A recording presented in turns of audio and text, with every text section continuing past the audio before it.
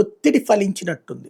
ఏదైతే కీలకమైనటువంటి అంశం అమెరికా సంస్థల్ని ఇండియాలోనే కాదు ఎక్కడా పెట్టుబడులు పెట్టొద్దు. వాళ్ళ దేశంలోనే పెట్టుబడులు పెట్టాలంటున్నాడు. ఎక్కువగా ఆయా దేశాలు ఇండియాకి మొగ్గు చూపుతున్నాయి కాబట్టి ఇండియాకి పోవద్దంటూ శాంసంగ్‌ని అడిగాడు. అట్లాగే అంతకుముందు యాపిల్‌ని అడిగాడు. సరే వాళ్ళు ఆల్రెడీ ఇక్కడ మ్యానుఫ్యాక్చరింగ్ యూనిట్లు అయితే గనక ఎక్కువ లాభం మిగులుతుంది. అమెరికాలో అయితే కుదరదన్నటువంటి ఉద్దేశంతో ఆగారు. వాళ్ళు ఇండియాలోనే చేస్తున్నారు. బట్ టెస్లా అధినేత ఎలన్ మాస్క్ వచ్చేటప్పటికి ఇప్పటికే 49% మార్కెట్ డౌన్ కావటం తనది. యూరప్ దేశాల్లో కొనుగోలు డౌన్ అయిపోవటం.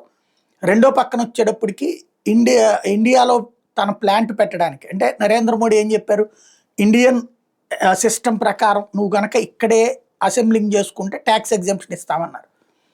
ఇప్పుడు మరి ఏమన్నా ట్రంప్ ద్వారా ఒత్తిడి తీసుకొచ్చి లేకపోతే వాణిజ్య ఒప్పందాల ఒత్తిడి ద్వారా అమెరికాలో తయారైన కార్లకు కూడా ఇక్కడ రేట్లకే ఇక్కడ ట్యాక్స్ రేట్లకే ఓకే చేశారా? ఎందుకంటే ఇప్పుడు టెస్లాకి సంబంధించి కుమారస్వామి తాజాగా ఒక విషయాన్ని తేల్చి చెప్పారు.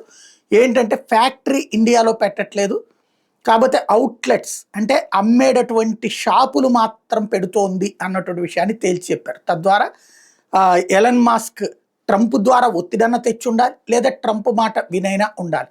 ఏం జరుగుతుందో చూడాలి.